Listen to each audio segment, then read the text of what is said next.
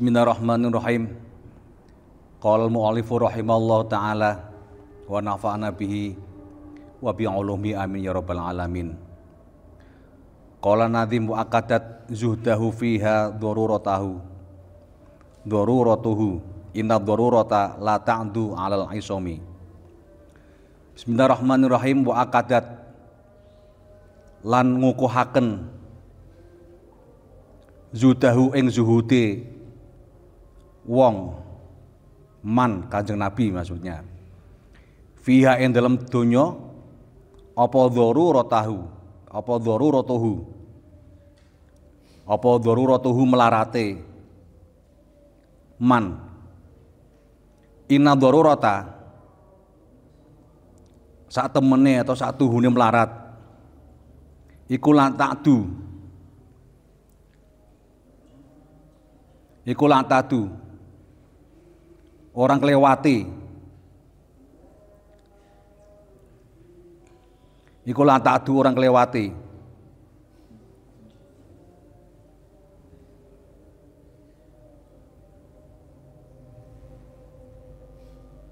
al isomi ing ngatasé pangreksan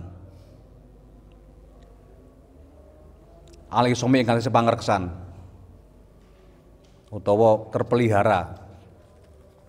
Ini masih terkait dengan masa yang kemarin bahwa Rasulullah itu ketika dalam kondisi tidak punya apa-apa untuk sekedar makan itu ya, kemudian ditawari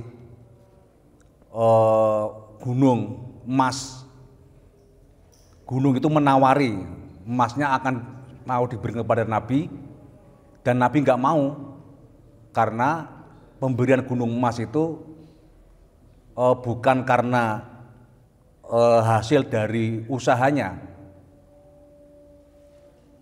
Maka sesungguhnya Rasulullah itu tidak berarti bahwa seseorang itu tidak butuh yang namanya harta benda, tidak butuh yang namanya kepemilikan. Tapi bahwa kepemilikan atau harta yang dimiliki oleh manusia, harta duniawi itu harus dimiliki secara baik atau sebagai hasil usaha, bukan hasil hibah. Karena itu kita tidak boleh mengharap sesuatu, menerima sesuatu itu dari hibah, dari nemu misalkan.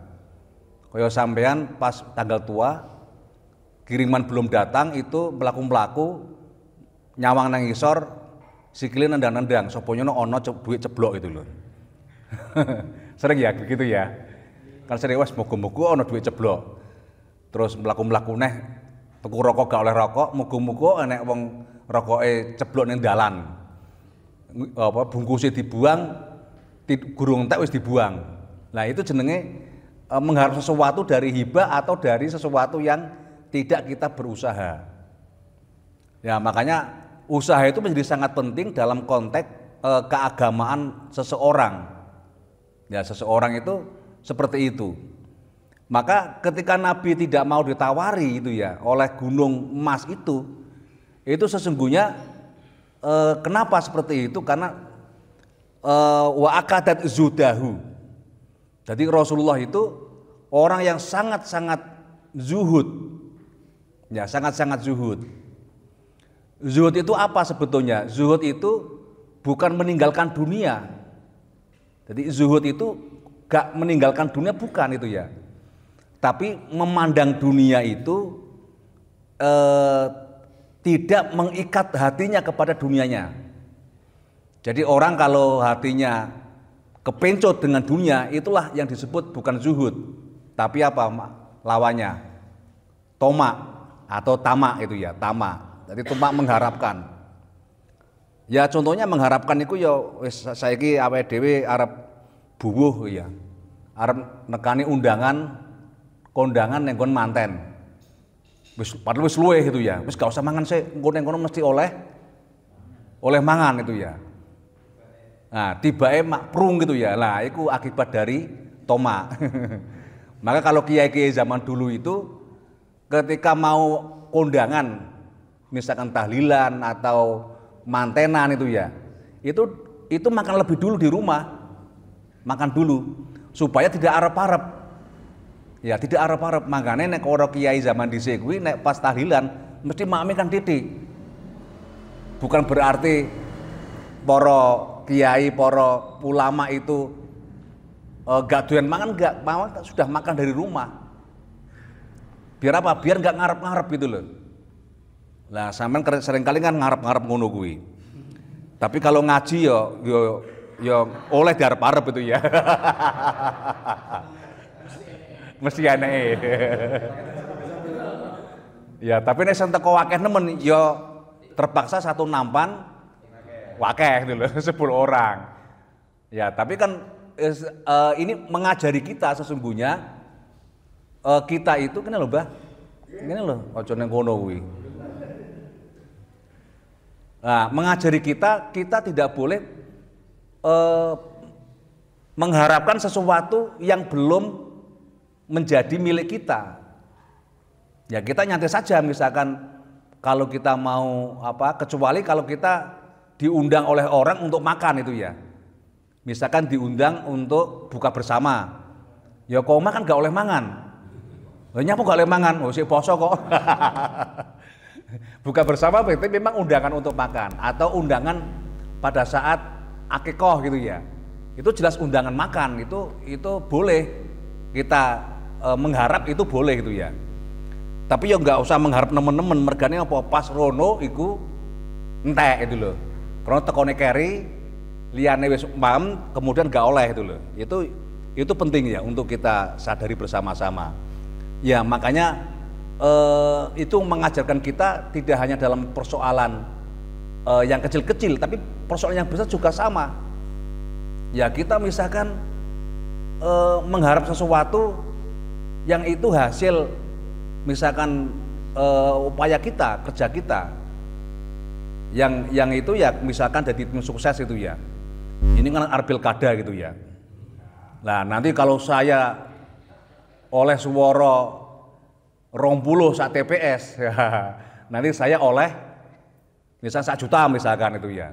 Nah itu sama sebetulnya, itu mengharap sesuatu yang sesungguhnya sesuatu yang tidak pasti. Itu termasuk toma. Aku mengko dadi tim sukses, aku diweni amplop 20 kan lumayan kok sing 5 tak pek aku, sing 15 tak bagekne. Meskipun biasane ya sing 15 dipek, sing 5 dibagekne. Nah, biasanya ngono kuwi. Ya siapa sing tim sukses bagi iki.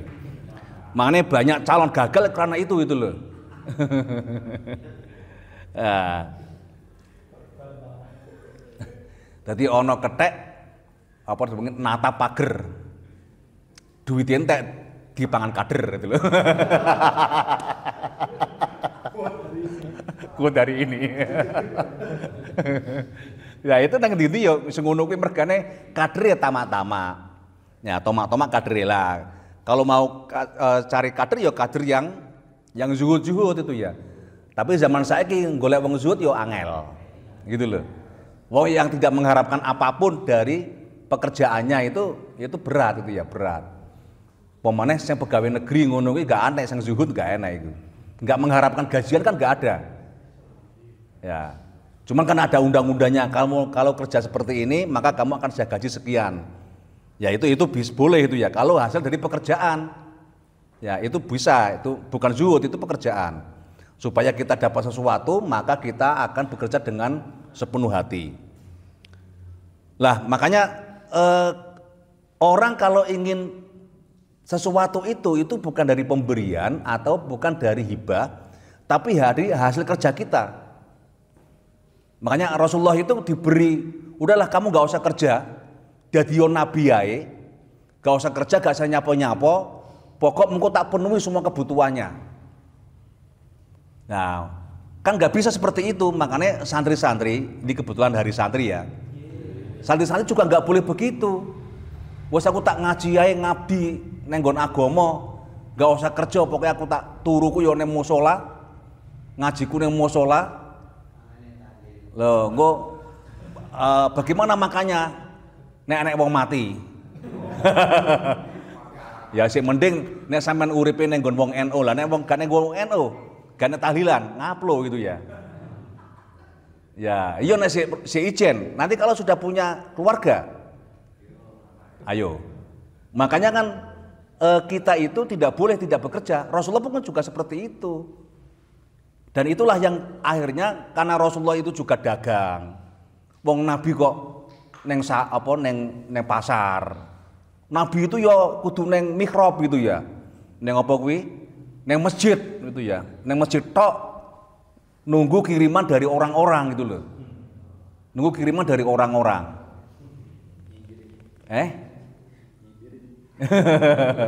Jadi neng masjid kemudian ya mengharapkan kiriman dari orang-orang yang kemudian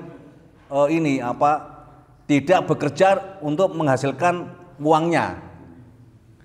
Dan ini banyak itu ya, banyak. Ada enggak doktrinya? Ada doktrinya itu loh. Wes kamu pokoknya nanti mulang ngajar di jalan Allah, nanti Allah yang ngasih rezeki. Iya memang benar secara teologis, secara akidah itu benar itu ya, benar. Tapi kalau kemudian kita ngajar saja tidak ngajar misalkan guru madin itu ya, bukan guru madin kampus ya. Kalau guru madin kampus itu kan kena diharap-harap itu ya. Ya itu hitungan kerja, kalau di kampus kan ngajar Quran, itu kan hitungan kan kerja gitu ya, kerja mulang gitu ya. Guru gitu ya. Tapi yang honor-honor itu loh kasihan. Yang ngajar-ngajar TPQ, TPA itu ya. Gajinya paling berapa sih mereka? 50.000, 60 gitu ya. Ya guru-guru di pondok pesantren juga sama seperti itu. Pemain yang sing mesakne iku ya guru-guru, ustad-ustad yang lanang-lanang iku hanya dikasih uang sabun itu ya.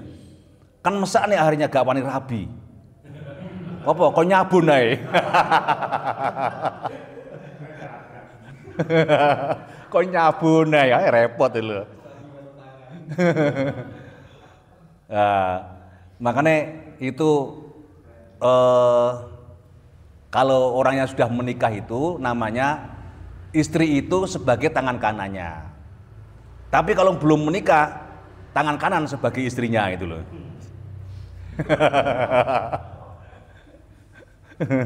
Tangan kanan sebagai istrinya. Saya ngis pengalaman ngono ya roh tah itu ya. Makanya seseorang yang ingin berjuang, seseorang ingin dalam semua hal, dalam tradisi di kiai-kiai besar kita, itu sebelum kita berjuang kita harus punya uang dulu gitu loh. Kita punya harta dulu, biar apa? Biar perjuangannya kita ikhlas. Ya kalau misalkan kita berjuang kemudian ngajar itu ya, ngajar masih menggerutu, honornya cilik karena cilik, wes pokoknya lillahi ta'ala, wong lillahi ta'ala kok masih menggerutu gitu loh. Nah itu saya terutama yang lumayan masih sudah P3K itu ya. Ya sudah ada lah harapan itu ya. Lah yang kemana yang masih kontra-kontra itu loh mesakne. Yang cuma DLB gitu loh. Yang honor itu ya tergantung ininya. Tergantung SKS-nya itu ya. Kalau guru lebih ngenes lagi. Guru itu tergantung wawehane yayasan. Terutama guru-guru honorer itu ya. Wis ngono iki sik rame. Enek guru yang Sulawesi, anaknya diseneni, bocah cilik, bapaknya itu malah mengadukan ke polisi. Nah, akhirnya apa? Guru ini dilaporkan ke kepolisian, ditahan. Hari ini tadi sudah ditahan. Hari ini tadi. Honornya paling piro tau guru honorer itu? Paling ya 300. Dituntut damai dituntut 50 juta. Bayi yo wis ngono nek kaya aku wis ulang-ulangan dhewe kono. Gak usah diulang anake. Ini sama sekali tidak islami. Sama sekali tidak islami. Jadi yang namanya murid itu harus ikuti guru itu ya. Dalam taklim kan begitu. Murid itu harus mengikuti guru. Nek gak gelem mengikuti guru, ojo di sekolah nih. Diulang dhewe. Makanya sesungguhnya ketika seorang orang tua menyerahkan anaknya ke sebuah sekolahan atau ke pondok pesantren, itu sesungguhnya dia menyerahkan sepenuhnya untuk mendidik anaknya dalam kondisi apapun. Ya alhamdulillah di pesantren nggak ada lagi namanya orang tua itu memarahi kiainya, ya nggak ada ya. Misalkan anak santri itu ditakzir, kan nggak ada itu. Yang misalkan orang tuanya itu demo ke kiai, kan nggak ada.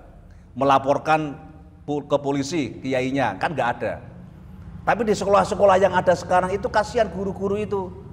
Sementara anaknya nakal, cuma digertak saja itu sudah dianggap ya pelecehan kepada anak itu loh. Dianggap membuli, dianggap nyinyir pada anak-anak. Ya ini akibat dari sebuah informasi-informasi modernisasi, dan orang sudah berubah cara berpikir bahwa yang namanya pendidikan itu ya anak itu sama dengan harus dimanja itu loh. Itu akibat memanjakan anak, ya memanjakan anak. Dan sekarang sudah banyak itu ya. Beda zaman kita dulu ya, zaman saya dulu tahun 70-an. Saya masih SD itu kalau misalkan kita itu nakal dimarahi sama guru, kita lapor kepada orang tua, tambah remuk. Misalkan diuncali apa jenenge? Penghapus zaman dulu itu kan watos kayu ngono lho, tok itu ya, sak keneke. Iku lapor kok wong tuane mal diajar pisan. Bu tambahi malah. Gak terus saiki dilaporne, sekedar diseneni lho, dilaporne. Sekedar diseneni lho dilaporne ning polisi pisan. Lah terus sing ngarep dadi guru sapa ngono lho nek awakmu ngono kuwi. Makane carane piye? Ya wis anakmu dimulang-mulang dhewe ben gak diseneni. Tapi engko dadi apa sak karepmu. Ya, sak karepmu dadi apa. Nah, maka yang namanya zuhud itu bukan berarti kita itu misalkan tidak butuh uang, bukan, tidak butuh harta, tidak butuh makan, tidak seperti itu. Jadi zuhud itu adalah persoalan hati, di mana hati kita itu tidak terikat oleh yang namanya dunia itu. Makanya ulama-ulama zaman dulu itu banyak yang kaya. Misalkan Imam Malik, oh beliau kaya raya gitu ya, kaya raya. Imam Malik itu kaya raya. Makanya dulu Imam Syafi'i ketika datang ke Madinah, kemudian lihat Imam Malik itu kaya raya gitu ya, uangnya banyak, bajunya bagus itu ya. Kok masa ulama kok begini itu ya? Apa iki ulama apa iki? Paling ulama kok sugih iki paling yo apa jenenge kuwi ngentit duwite santri-santrine gitu ya. Ya ulama kok sugih, mobilnya apik, omahe apa kuwi jenenge gedhong magrong-magrong susun pitu gitu ya. Nah, bukan begitu. Karena itu ketika Imam Syafi'i ketemu beberapa orang termasuk dengan murid-muridnya Imam Hanafi di Madinah itu, dia baru menemukan jawaban. Loh, kalau uang itu ya uang netral. Harta itu kan netral. Kan nggak ada uang itu baik atau uang itu jelek gitu ya. Harta itu jelek atau harta itu baik, kan nggak ada. Harta itu netral. Maka harta itu jadi baik itu atau jadi jelek tergantung milik siapa. Kalau harta seseorang itu milik orang-orang yang gila harta, milik orang munafik, milik orang fasik, maka harta itu akan digunakan untuk kejahatan. Untuk kejahatan. Kalau harta itu dipegang oleh orang misalkan penjudi, maka harta itu jadi jelek. Karena itu kalau uangnya penjudi itu mesti nangis kalau sampean bisa berbicara dengan uang itu. Jadi dompetnya itu mesti nangis itu loh. Tapi kalau uang itu dipegang oleh seorang yang alim, orang yang taqarrub ilallah, dekat dengan Allah, maka harta itu bisa ditasarrufkan dengan baik. Jadi harta itu netral, harta itu tidak berjenis kelamin, tapi baik atau tidak baik, Tapi kalau orang yang memegang itu baik, maka harta itu jadi baik. Kalau harta itu dipegang oleh orang yang tidak baik, maka itu tidak baik. Sama juga kita menyembelih hewan. Hewan itu yang disembelih untuk misalkan Idul Adha, disembelih untuk misalkan untuk akikoh gitu ya, sembelih untuk walimahan itu ya. Oh itu jadi binatang ini sangat senang gitu ya, sangat senang, suka dia. Ya ketawa-ketawa kalau dia bisa berbicara, alhamdulillah saya mati dalam keadaan husnul khotimah itu loh. Itu kalau binatang bisa berbicara, ya jadi bisa bicara, tapi kita nggak paham itu ya. Kalau kita ingin paham, kita harus tahu ilmunya Nabi Sulaiman, baru kita bisa paham. Tapi kalau binatang itu disembelih untuk memuja, ya untuk memuja, misalkan untuk untuk nggoleki nomor. Wah iku Mbak Cito kelingan zaman nom-noman dhisik. Ya, golek manuk gagak disembelah itu ya. Golek apa jenenge genderuwo apa? Apa sing teko apa genderuwo, Mbak? Nah, didol karo genderuwo. Lah itu manuk gagak mesti nangis itu loh. Mesti nangis. Lah wong saya itu ditugasi untuk memberi peringatan kepada manusia akan ada bencana kok. Saya ditugasi oleh Tuhan itu untuk memberitahu kepada orang-orang akan ada kecelakaan, akan ada kematian, akan ada wabah misalkan. Lah kok malah saya dibunuh gitu loh. Karena biasanya orang Jawa atau orang Cina juga sama, kalau burung gagak itu bertugas itu untuk memberitahu. Makanya anak-anak burung gagak itu orang itu, wah ono demit, bukan demit itu loh. Itu utusan Tuhan untuk memberitahu bahwa kita harus hati-hati. Iki arep kecelakaan. Oh, iki engko sesuk arep wong mati. Cuman kita kan nggak tahu. Mana burung gagak itu munine piye?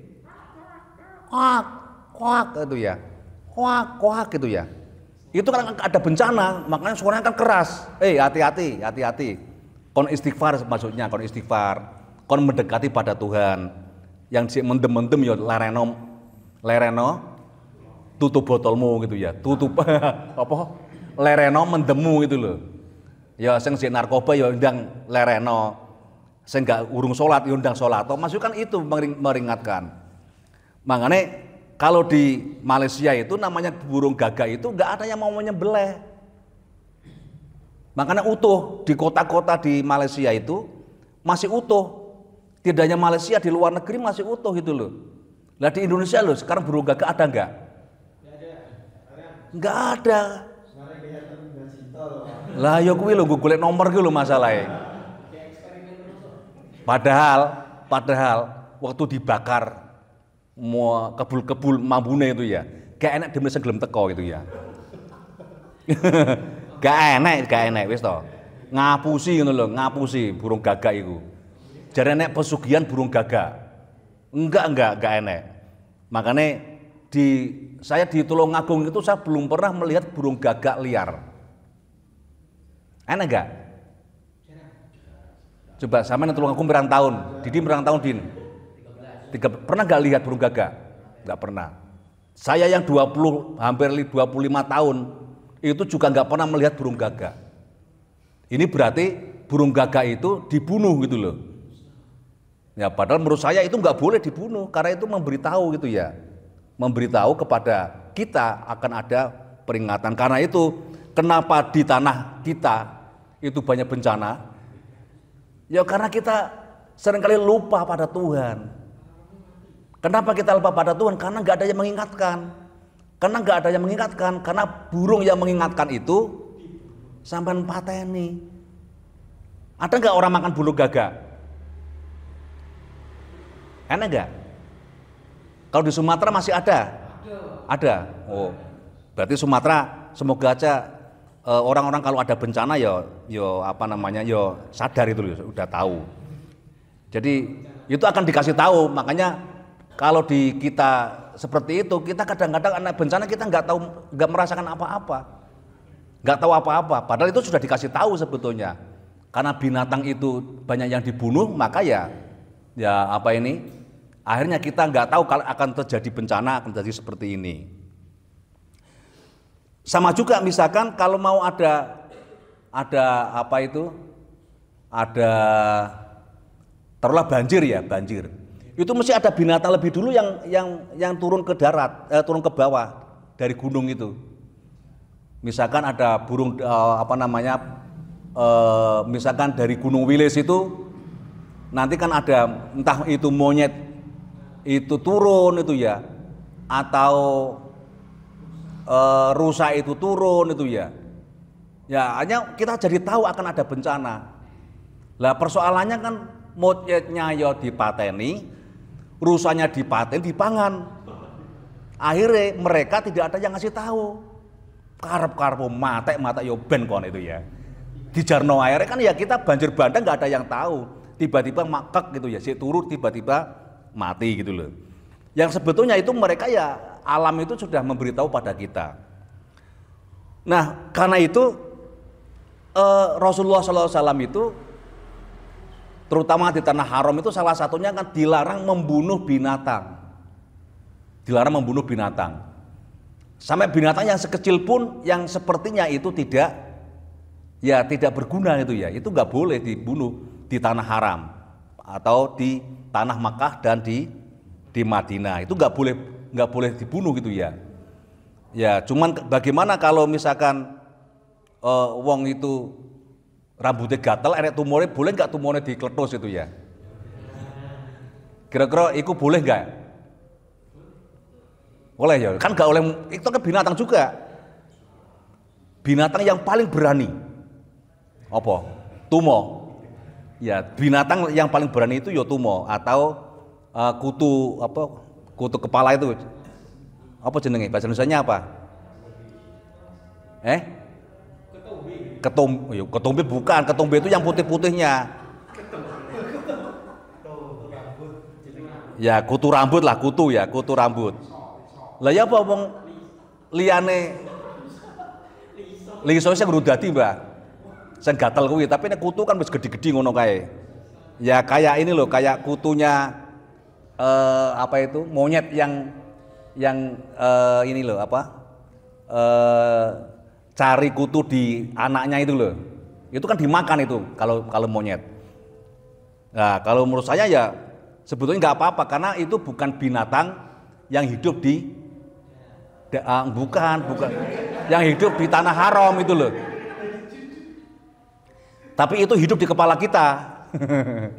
Tapi itu hidup di kepala kita. Tapi kalau kita masih pakai baju ihram nggak boleh juga karena dikhawatirkan kita rambutnya brodol itu loh. Itu kalau seperti itu. Jadi petan itu neng Mekah nggak oleh. Neng Madinah nggak oleh. Itu para ibu-ibu ya sing jamaah umroh sing gawe baju ihram ya atau di Madinah itu di Madinah sih nggak apa-apa itu ya. Itu ada larangan petan dilarang itu ya. Karena dikhawatirkan ini bisa jatuh gitu ya, bisa jatuh. Nah, jadi karena itu kita sesungguhnya ketika zuhud itu tidak bernafsu kita menguasai dunia kita, termasuk kita menguasai binatang-binatang itu ya. Karena kalau kita tidak zuhud itu akhirnya apa? Kita kerja jadinya tidak sesuai dengan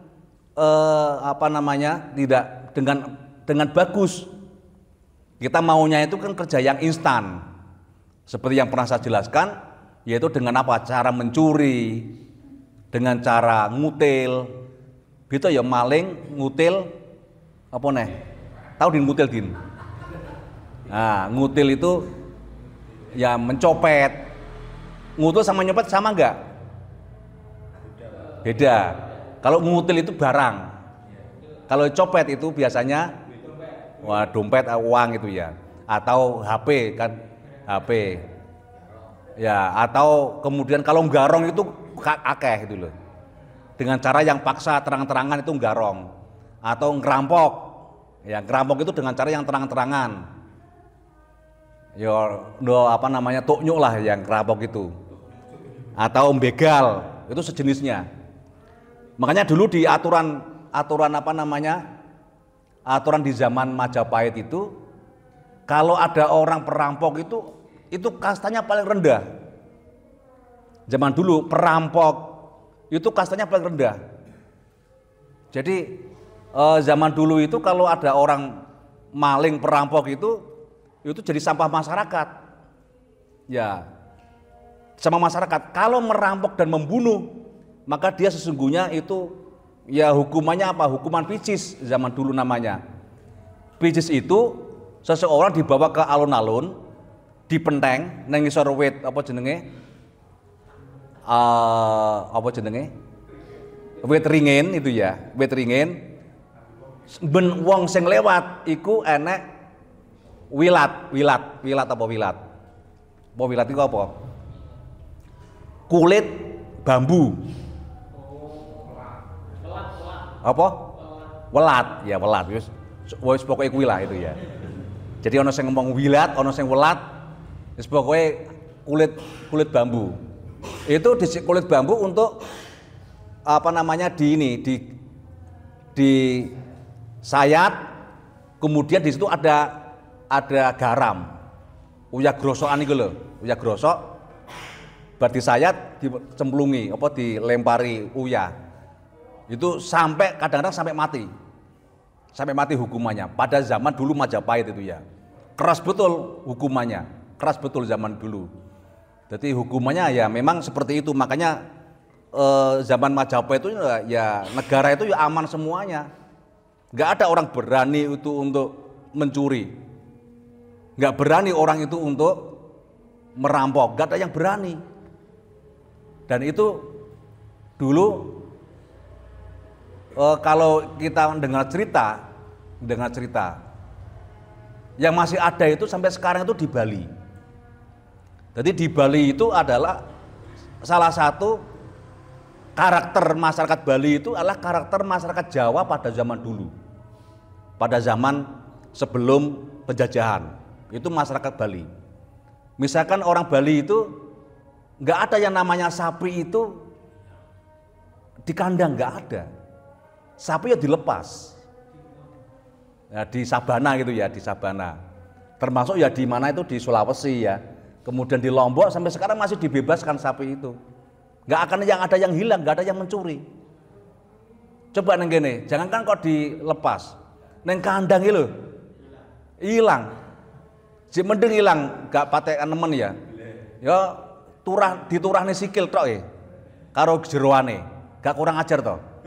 Jadi caranya piye cepet banget ya, beleh dagingnya diambil, kemudian jeroane ditinggal nenggon sing tukang ngono. Iki bahasane apa? Bukan karepe kuwi iki sing duwe ya ben aja nesu-nesu, tetep dibagai lho. Gak kurang ajar to ngono kuwi. Jadi diwenehi sikile tok itu lho. Ya, tapi yang paling banyak kemudian kan ya seperti itu. Kenapa? Karena berarti karakter orang-orang dulu itu yang seperti itu sudah gak ada lagi. Karena orang itu kemudian dihukum ya hukuman ya dapat dibeli saja gitu ya. Dihukum 3 tahun ya cukup piro lah gitu loh. Ya cukup piro ngono kuwi. Enggak ada yang ketegasan dalam masalah hukum. Makanya semoga saja dengan pemerintahan sekarang yang Pak Prabowo ini orang-orang yang korupsi juga dihukum dengan hukuman yang berat. Itu penting ya untuk apa? Untuk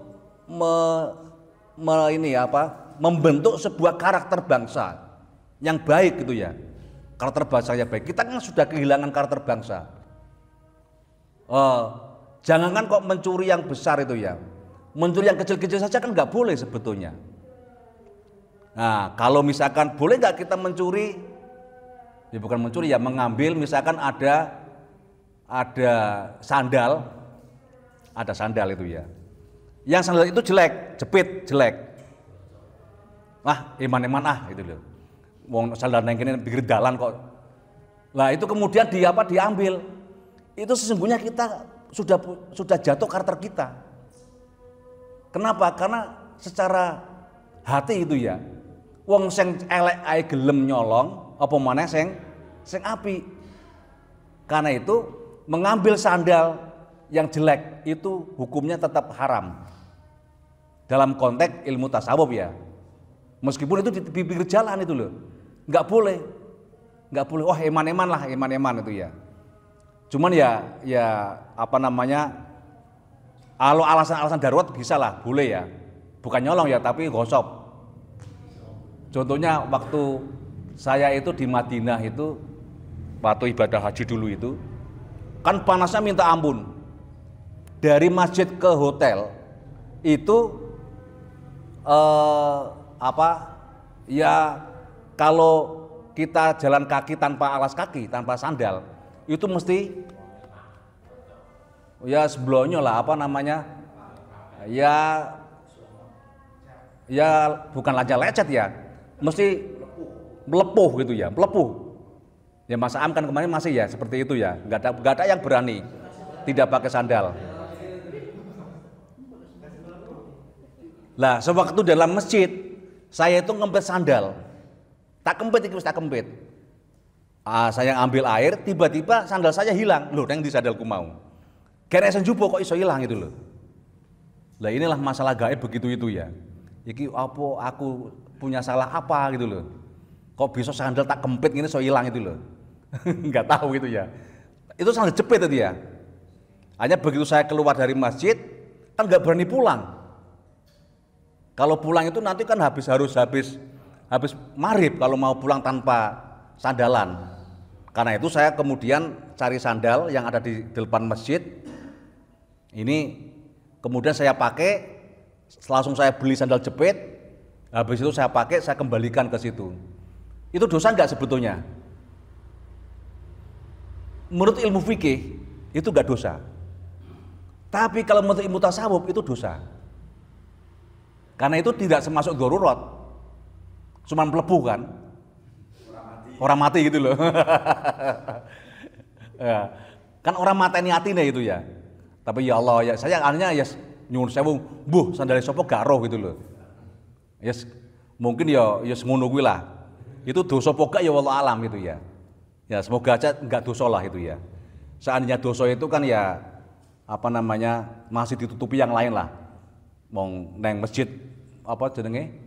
Masjid Madinah itu kan juga pahalanya kan banyak. Ya Masjid Nabawi kan banyak kan pahalanya.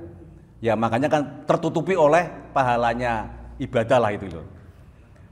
Nah, karena itu kita nggak boleh hal-hal yang sepele pun kita demen hal yang sepele. Jadi yang namanya zuhud itu bukan berarti kita itu wah kan nggak boleh kita yang besar-besar. Yang kecil-kecil kan tetap, kalau kecil kan boleh, nggak begitu. Yang besar itu juga nggak boleh, yang kecil sama posisinya. Kenapa? Karena itu terkait dengan hati. Kemilikan karo kerja jenenge apa? Ngerasa memiliki itu apa jenenge? Kemilikan. Ya. Jadi zuhud itu maknanya tidak kemilikan, apa jenenge? Bahasa Indonesianya apa kuwi? Bukan nggak pingin, tidak merasa memiliki. Hah? Ya tidak kemilikan lah, tidak kemilikan. Nah, tidak kemilikan. Jadi apa bahasanya? Masa kemberungsung? Enggak ngerasa anu lah, ingin memiliki itu loh. Tidak ingin memiliki itu zuhud. Tapi kalau kita ingin memiliki, lah itulah jatuh pada ketamakan tadi itu. Jadi kita jatuh pada ketidakzuhudan. Jadi rasa ingin memiliki, ingin menguasai. Itu termasuk tidak zuhud. Makanya zuhud itu tidak juga kita itu anti dunia. Tidak begitu. Yang zuhud itu kan hatinya. Jadi bukan anti dunia. Karena wala tangsa nasibaka minat dunia. Kita jangan melupakan bagian dunia kita. Itu kita harus yo kerja. Banyak kiai-kiai zaman dulu itu mesti sugi-sugi. Kenapa? Karena sawahnya ombo-ombo. Lah saiki nyuwun sewu, banyak anaknya kiai ingin seperti bapaknya tapi mau kerja. Mergane apa? Sawah dibagi karo anak kiai, biasanya kan anaknya kan akeh. Dhisik tanahnya 5 hektar, anaknya 10. Berarti satu anak dapat setengah hektar. Lah mengko setengah hektar itu kan gak iso nggawe kekayaan, hanya untuk biaya hidup gitu ya. Nanti dia punya anak lagi, setengah hektar, punya anak taruhlah 5. Kan 1/5 hektar berarti piro kuwi? Satu hektar itu kan 10.000 meter persegi. Nek anake 5 berarti oleh 200 meter persegi, pirang ru berarti? Ya cuman 15 seru. 15 seru itu hanya untuk rumah, tidak bisa untuk kerja itu loh. Tapi dia ingin menjadi seperti kakeknya, seperti ayahnya. Ben sugih ngono kuwi. Artinya apa? Yang sekarang, istilah sekarang itu apa namanya? Dawir. Dawir, ngerti dawir ya? Ya dawir itu kemana-mana minta-minta itu loh. Minta-minta. Keliling santri-santri bapak dhisik parani. Sampeyan ya kudu ngurmati abahku saya gak enak ya, sampeyan nggak kudu ngurmati aku. Salah satu hormat guru itu termasuk hormat kepada anaknya. Lah saya kan anaknya, maka hormatilah saya. Yo tolonglah saya kasih apa, yo beras-beras sekintal lah sebulan itu ya. Ya nyuwun sewu ini ya, nyuwun sewu bukan apa-apa. Jadi itulah yang bukan zuhud, makanya yang zuhud itu baik dadine. Kenapa? Karena mbahnya itu ketika mencari itu dia nggak berharap untuk menjadi orang yang meminta-minta. Banyak kiai dulu itu kan nggak ada yang minta-minta. Nah, nyuwun sewu ya. Juga dia tidak memanfaatkan adanya santri untuk kekayaannya. Loh sekarang nyuwun sewu di banyak pondok pesantren gitu ya. Ini gak ngritik apa-apa, ngritik awake dhewe. Yang kemudian yang namanya santri itu dimanfaatkan, misalkan saiki mangan semua harus ngekos makane. Apa ngekos iku ya misalkan sebulan piro saiki? Mangan ping 3. Santri mosok mangan ping 3 saiki. Mangan kan pindu. Ya mangan pindu itu ya sekitar sebulan sekitar ya 500.000 gitu ya. Lah nanti kan kiainya kan dapat keuntungan. Itu yang sekarang terjadi. Dulu nggak ada kiai seperti itu, maka dulu santri zaman dulu gitu ya, itu mereka masak sendiri. Makanya kalau mau mondok yang sesungguhnya itu di pondok yang santri itu masak dhewe. Ojo santri sing masake ngekos. Itu loh, masak dhewe. Alhamdulillah setelah masak di pesantren saya masak sendiri. Jadi enak itu ya. Bahkan waktu saya dulu di mondok, waktu saya di Sanawiyah Aliyah itu, kalau kekurangan uang itu ya, nggak ada duit untuk beli lengo gase entek, gampang golek sandal sing elek-elek. Ya sandal jepit itu loh. Kemudian gue gawe ngeliwet, sandal itu kan bisa mateng, saliwetan. Lah nek gak enek, wis gak enek sing elek ngono kuwi, enek sing apik dipisah sik sandale. Dipisah neng kene sitok, neng kono sitok. Kan wis ilang gitu loh. Ikulah nakale santri ngono kuwi. Dadi sing iki wis gue gawe biasanya masake bengi-bengi ngono gak roh. Masake bengi-bengi wis. Nah, kan sing sitok kan ilang. Lha iki gak sitok endi wis akhire gue gawe masak neh. Iku eleke santri ngono kuwi. Itu biasa dalam kehidupan anak santri. Tapi itulah sebuah kehidupan di mana orang itu sudah dilatih untuk bekerja, untuk mencari sesuatu, tidak bergantung pada kiriman orang tuanya. Jadi betul-betul santri itu mandiri. Ini mumpung hari santri ya. Sekarang masih ada enggak? Enggak ada. Mahasiswa juga sama, nggak ada mahasiswa sekarang masak sendiri. Semua sudah membeli semuanya, sudah membeli semuanya. Karena membeli maka sesungguhnya barokahnya itu nggak akan sebanyak yang masak sendiri. Jadi kita makan itu dari rekosone awake dhewe. Bukan dari keenakan kita. Tapi itulah yang terjadi sekarang seperti itu. Kita tinggal bagaimana menata diri kita. Maka kalau di pondok-pondok yang masih kiainya kaya itu kita diperbolehkan masak sendiri.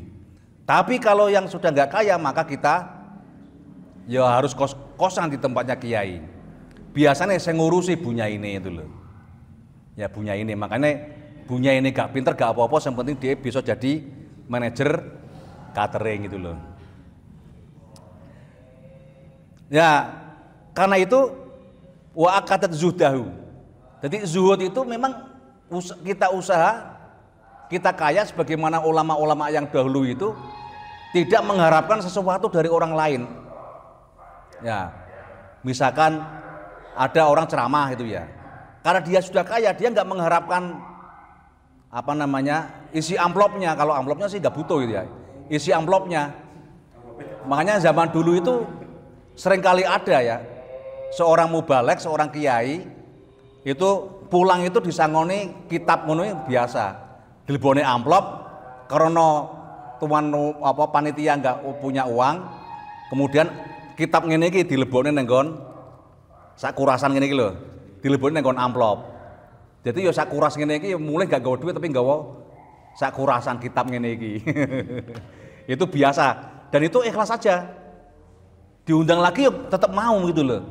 Coba jajal kiai saiki, penceramah saiki, gak dikai amplop. Diundangnya gelem apa gak? Ampun, walah malaikatan ae ngene iki. Gak dikai apa-apa. Ojone kok gak dikai apa-apa. Diwenehi merasa kurang aja gak mau. Makanya nek sampean roh gitu ya, mubalek sing ngono kuwi ciri-cirine siji. Nek berceramah ngono kae, iku mesti golek jeding. Apa? Buka amplopnya, piro lho. Buka jeding. Ya itu biasa ngitung amplopnya. Piro to isine ngono kuwi engko. Wah, engko nek isine akeh ya mulai iku ya pamitan karo tuan rumahnya. Tapi kalau amplopnya sithik, lep ilang ngono lho. Wis lakalam wala salam, wis mbuh ngono ya.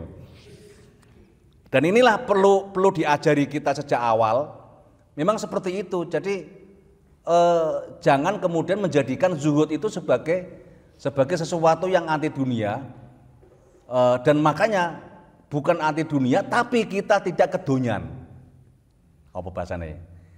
Tidak anti dunia tapi bukan kedonyan. Jadi itulah yang kemudian dalam Quran namanya surat apa itu? Wailul apa? Apa jenenge?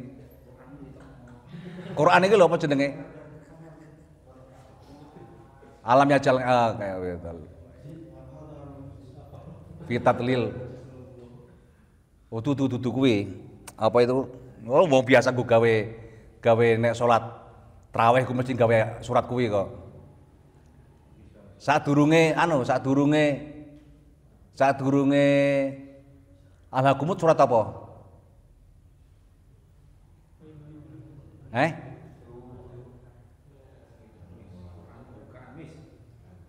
Jama amalan wa adada itu loh.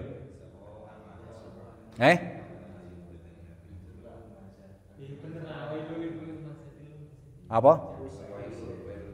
Awalnya piye awale? Wailul lumazatin. Apa? Alladzi jama amalan wa adada ayah sabu annamalahu akhlada. Itulah yang disebut sebagai kedonyan. Jadi setiap hari dia menghitung uangnya, berapa untungnya, berapa yang keluar. Mangane wong sing cacah Febi iku kon zuhud angel iki. Sapa cacah Febi iki? Terutama akuntansi, kan akuntansi syariah ini. Akuntansi mergane nanti hidupnya kan juga sama. Saya penghasilan sekian, maka yang saya keluarkan sekian. Makanya orang yang begitu itu punya kecenderungan tidak zuhud. Yang suka hitung-hitungan. Mlebu warung karo koncone, wis ayo urunan. Jadi wong sing gak gelem apa jenenge ngebosi, gak gelem traktir, itu berarti gak zuhud. Wong zuhud itu mesti senang traktir. Nah nek mulane kan rata-rata ngono kuwi. Tapi yo kecuali yo ana sing gak gelem ditraktir gelem tapi traktir gak tahu gelem yo ana sing ngono kuwi. Lah nek sampe wedok-wedok yo gelem traktir bareng-bareng mangan bareng-bareng. Neng warung wis aku sing bayari tek gitu ya. Entek piro? Entek 150. Bocah piro cah telu ngono lho. Bar metu ke warung wis genek wong, ayo 50-50 ngono. Jadi urunane sawise tapi gaya ngono kuwi wis tak bayari 150. Tapi engko metu sing kanca dijaluki 50-50. Nek lanang kan gak plek ngono kuwi wis. Apa meneh lanang ngejak cah wedok. Oh iya ngono kae. Karena ada maunya itu loh. Itu juga bukan ciri orang zuhud itu ya. Karena kalau orang zuhud cirinya yang kedua itu tadi tidak kedonyan, tidak bermegah-megahan. Dalam konteks gak megah-megahan itu ya sesuai dengan kekuatannya. Misalkan orang kaya kok zuhud, kalau zuhud itu berarti nggak punya mobil, nggak begitu. Tergantung kekayaan seberapa. Kalau misalkan uangnya itu sudah 1 miliar, berarti dia beli mobil itu bukan berkaya-kaya, bukan apa namanya, bukan bukan berbangga-bangga dengan kekayaannya, enggak itu loh. Kalau uangnya misalkan triliunan, misalkan beli pesawat jet pribadi, ya itu bukan berarti bermewah-mewahan, enggak. Wajar karena dia uangnya segitu. Maka yang enggak boleh itu hanya punya uang 100 juta, tapi ingin mobil, memaksa mobilnya Alphard. Para harga mobil Alphard itu kan 1 miliar lebih. Nah ini yang kemudian disebut sebagai bermewah-mewahan. Tidak sesuai dengan kekuatan miliknya, itu bermewah-mewahan. Ya sama juga sampean misalkan wis elek, terus anake wong ora duwe itu ya. Apa sih mau pingin ini perempuan apa yang kamu idamkan? Siji ayu, loro sugih, telu anak bupati, terus papat apal Quran itu ya. Wah itu ya. Wah, itu kan luar biasa. Padahal sampean elek itu jenenge kebablasan. Itu sampean gak iso dadi manusa ngono kuwi. Dadi ya malaikat itu ya. Ya nek rabi malaikat ya bisa seperti itu atau rabi jin lah itu ya. Sing bisa merubah dirinya sebagai orang yang cantik. Kepala mukanya hancur tapi bisa orang cantik. Bisa punya emas yang banyak itu ya. Bisa dia ngaji hafal Quran itu ya. Bisa juga dia ngaku jadi bupati gitu ya, itu namanya jin bisa. Tapi nek menungsone padha, ya aja nemen-nemen lah. Nek cita-cita itu aja nemen-nemen. Saya ingin sugih. Kerjamu apa? Aku pokoknya kudu sugih, iso tuku mobil, iso mobilku bisa apa jenenge? Bisa mobil Alphard. Nah, tibake gak duwe kerjaan apa-apa. Senenge turu ae ning omah. Walah. Wong lanang ngopo ngono kuwi. Mane mbak-mbak iki ya, sing wong wedok-wedok iku aja golek sing lanang-lanang turu ngono kuwi. Lanang turu tapi nggon sitoke tangi terus itu ya. Gawe apa itu ya. Mane dhisik nggon kuwi ana tanggoku kuwi zaman dhisik ya. Zaman dhisik wong rabi kan mahare kan paling kan piro? 500 rupiah, 1000 rupiah itu ya. Suatu saat itu gegeran karo bojone lanange. Kuwe rame-rame kemudian bengi-bengi wis arep turu ngono kuwi. Walah nesu sing wedok. Mas, mahar 1000 njaluk ping 3 ngono lho. Krono saking jengkele ya. Jadi makanya orang zuhud itu tidak terikat oleh hartanya. Maka kita itu bisa mengetes. Seseorang itu kalau misalkan ada temannya yang kesusahan, dia mampu gak memberikan uangnya itu? Ya, mampu nggak memberikan uangnya itu? Makanya di TV-TV itu kan ada kan sekarang itu ngeprank apa namanya? Anek uang bakul apa gitu ya. Kemudian dimintai uang berapa itu?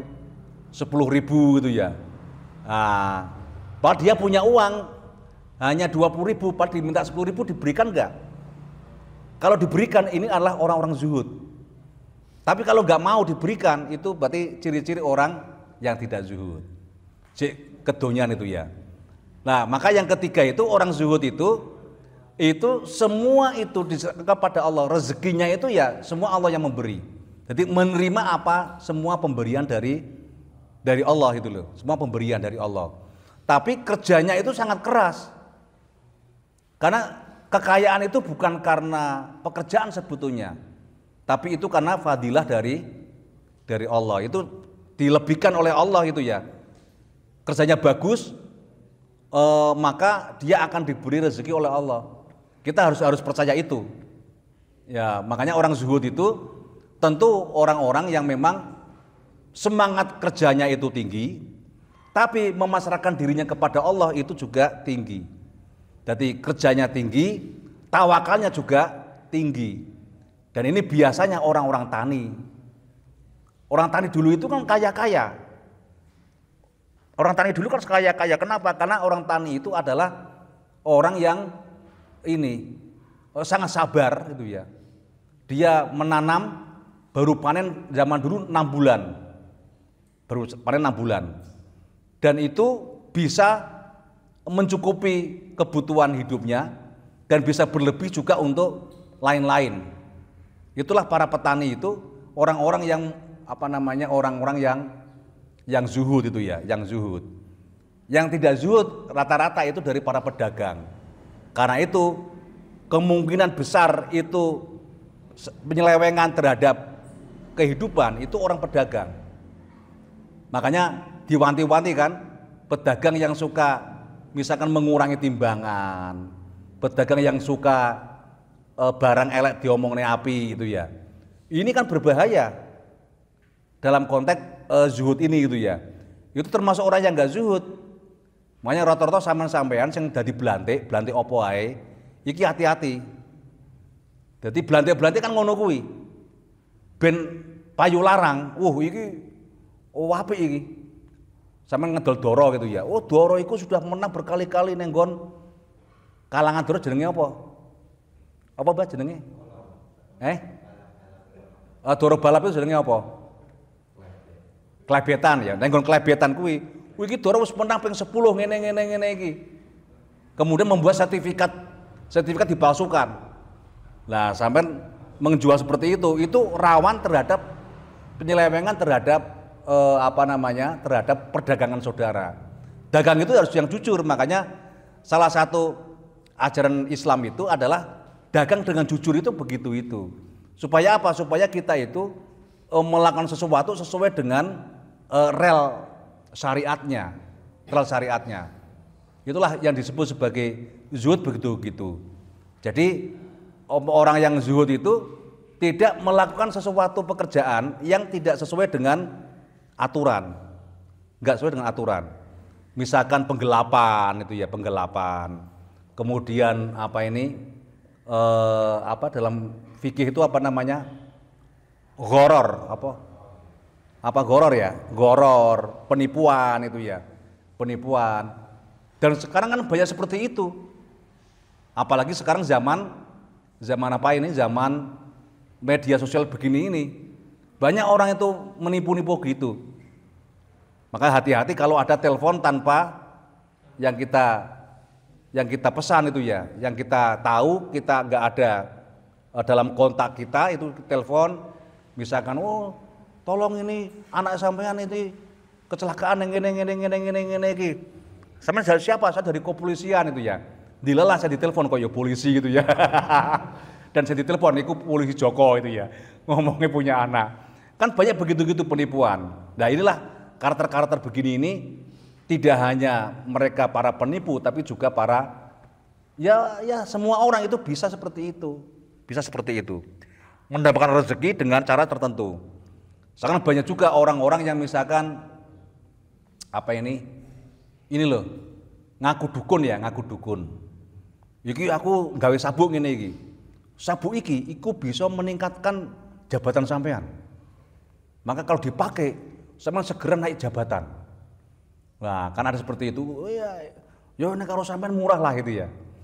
Ya cuman ini jane nek tak dol ning nggon dituku karo wong-wong iku 20 juta. Wis sampean 5 juta ya. Iki krono sampean, krono mau bengi aku ngimpi karo sampean iki kok kon ngaweke sampean. Tapi bahasanya apa? Mahare 5 juta. Kono bahasa mahar barang itu loh. Wes rusak-rusak negeri. Dan itu kadang-kadang macak kiai. Padahal itu bukan kiai, itu dukun itu ya. Tapi pacake ngono kuwi. Makanya kita itu jangan silo dengan pakaian. Jangan silo dengan ucapan. Jangan silo dengan yang tampak. Innallaha la yanzuru ila suwarikum walakinallaha yanzuru ila qulubikum wa akhlaqikum.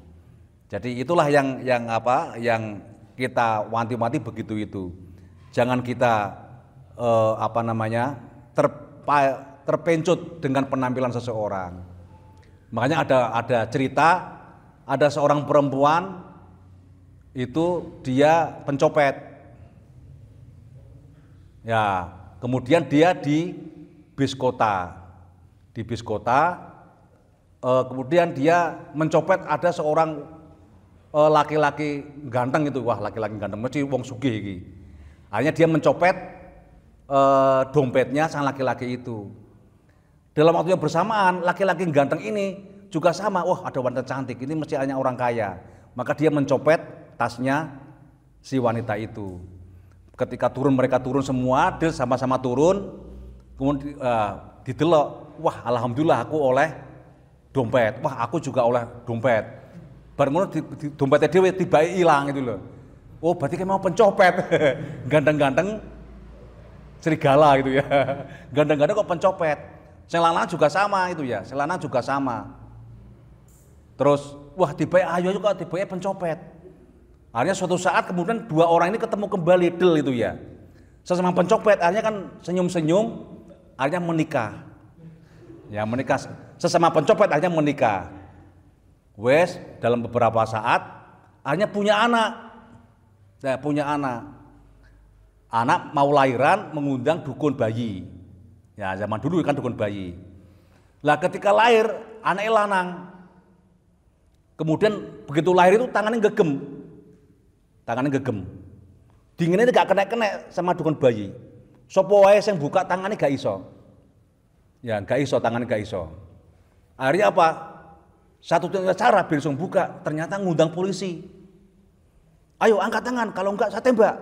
Buka blek ngene iki. Tiba apa nang tangane enek ali-aline dukun itu loh. Ali-aline dukun bayi itu loh. Berarti anak copet, bapaknya copet, ibunya copet, anaknya lahir wis iso nyopet itu loh. Iku cerita guyon ngono kuwi. Makanya sing hati-hati kalau kita melihat jangan terpaut dengan wajah cantik, jangan terpincut dengan wajah ganteng gitu loh. Mergane kok podo-podo copete, anake sampean dadi lahir bisa nyopet itu loh, bisa narik ali-aline dukun bayine. Nah, karena itulah zuhud itu menjadi sangat penting bagi seorang rasul.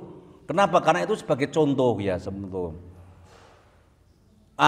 Jadi zuhud itu sesuatu yang memang wajib bagi seorang rasul, seorang nabi itu. Sehingga hampir semua nabi itu memang misalkan Nabi Sulaiman, kaya raya kan. Tapi zuhud beliau, kenapa? Uangnya itu semua diberikan kepada makhluk Allah gitu ya. Semua makhluk Allah. Ya, tapi kalau nabi itu, seorang nabi itu masih butuh yang namanya duniawi. Itu tidak salah. Karena zuhud itu bukan persoalan uangnya banyak atau sama sekali meninggalkan dunia. Tidak. Banyak nabi itu ya pergi ke pasar. Nabi itu ya menikah gitu ya. Nabi ya punya anak. Nabi ya punya tunggangan itu ya. Nabi juga punya kendaraan. Nabi juga punya, semua sama dengan kita. Karena itu Nabi itu adalah Muhammadun basyarun walakinal lakal basyar.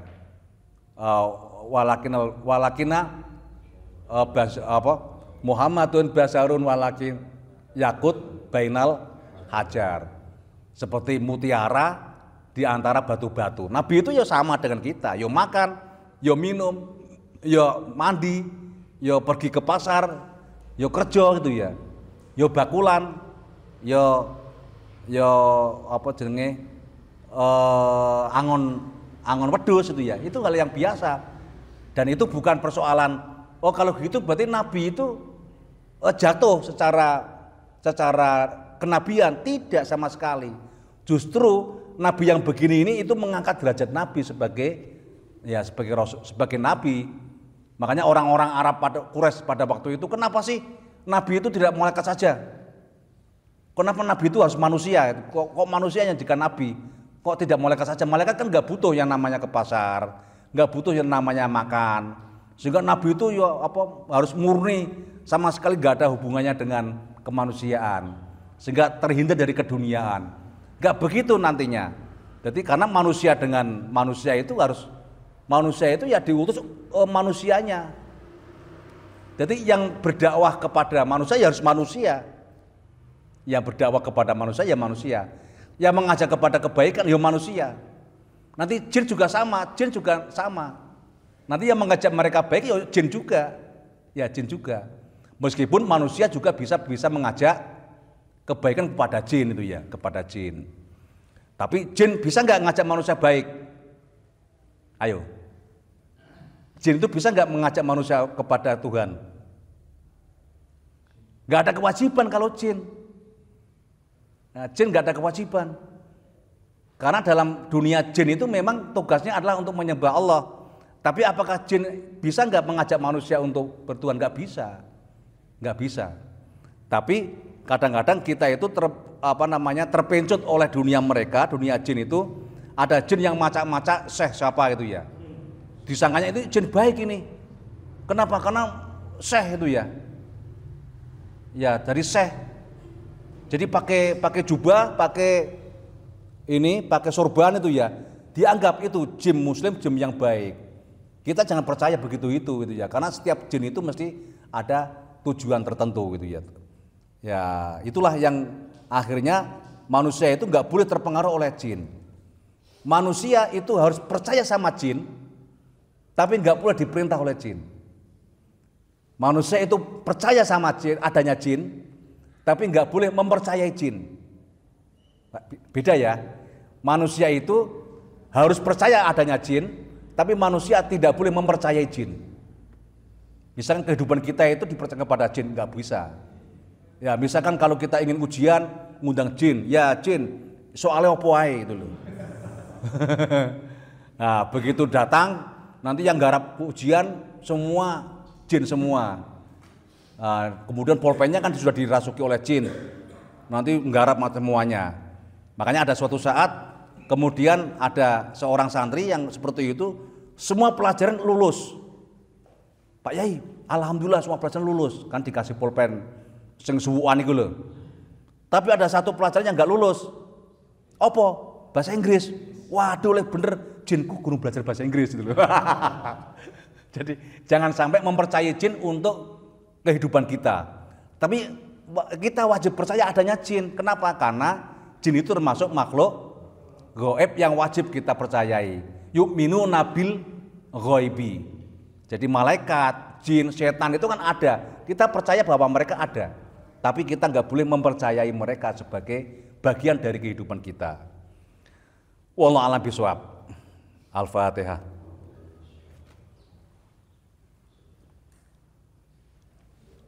Wal maghdubi alaihim waladdallin. Amin.